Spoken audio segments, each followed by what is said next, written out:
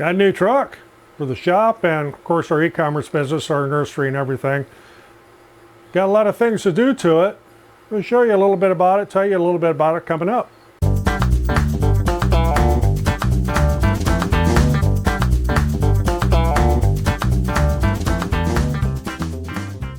I'm Roger, welcome to the shop, and if you've seen some of my videos, especially around the renovation house, you've seen I have a black Silverado truck, half-ton truck, and it's a year of it's 2012, and there's nothing wrong with it.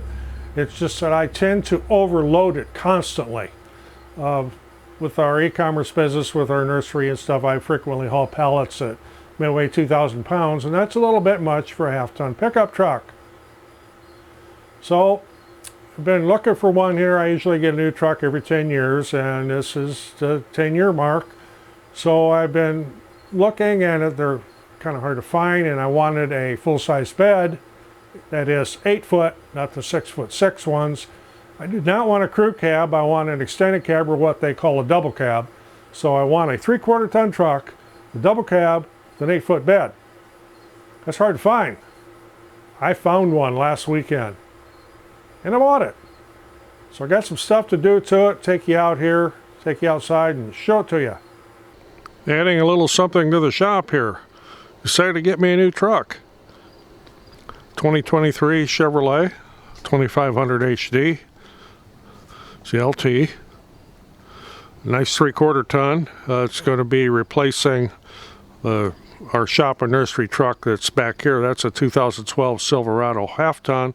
Problem is I overload it so often that, and it has a short bed, and this one has a nice long 8 foot bed, and I'm gonna be glad to have that back again. Another little plus is this one here. You can open the back door. This is what they call double cab or extended cab. It's not the crew cab, but you can open it from the outside, whereas with the other Silverado there, you had to open the front door in order to open the back doors.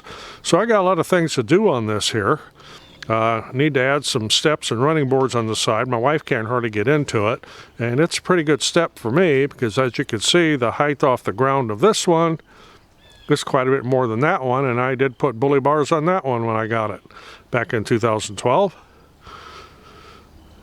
So got to get busy here. Also need to get the tonneau cover put on it. And in case you're curious, this does come with a factory bed liner, which is nice. I won't need to put another bed liner in it. I did put a bed liner in my other one when I got it. So got a lot of stuff to get going on here. And it's a pretty cool day, but I think I should be able to get my running boards on today at the very least. They're sitting up here in the shop. So this is actually in our shipping bay of the shop here where we ship from, and it is a giant mess right now because I've got the running boards here, one out of the box, one in the box. It's the tonneau covers down here in a box. Got another box down there with the rails for the tonneau cover. So I guess I need to get busy here. Well, I have to say that's about the easiest running boards I have ever put on. Did both sides in probably a little less than half an hour. There's holes already threaded in the frame. The brackets that came with these running boards bolted right into them. On it was a 13 M&M socket and a ratchet. And like I said, less than half an hour I had this whole thing done both sides. So now I need to move on to the tonneau cover. And for that, I believe I'm going to turn the truck around. There's these boxes in here. This is a backflip tonneau cover, by the way, right there. So I need to get the truck turned around here so I have a little bit easier access and clean some of this crap up in here. So as you can see, this tonneau cover is well packed. This is by Backflip. It's actually made in USA. So I've got the rails out of the other box there, and they're sitting up in the back of the truck. And if you look at the distance between the tailgate and the ground, I'm starting to wish I would have got the multi-whatever tailgate that does all the fancy stuff with steps. But I do have the corner steps on the bumper, so we'll see how that goes. So I need to get all this stuff unpacked and find the destruction sheet in there. I see there's a box up at the end. We got a bag down here with some stuff. So I'll get everything unpacked and sorted out here and get this thing put on.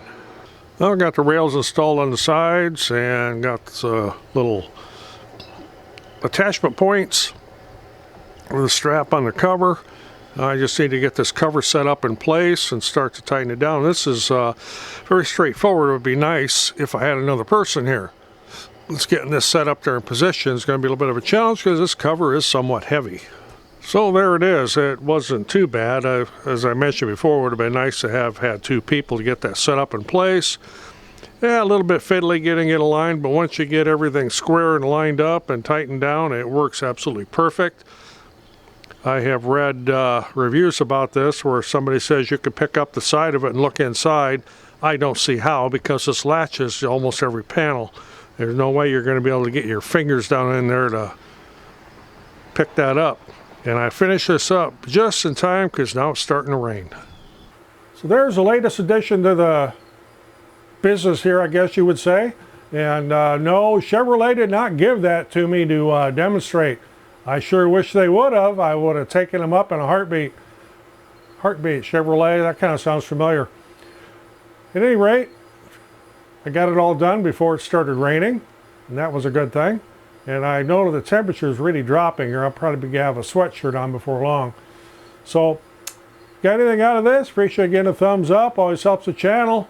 If you want to help pay for the truck, let me know. Thanks for watching. See you in the next one.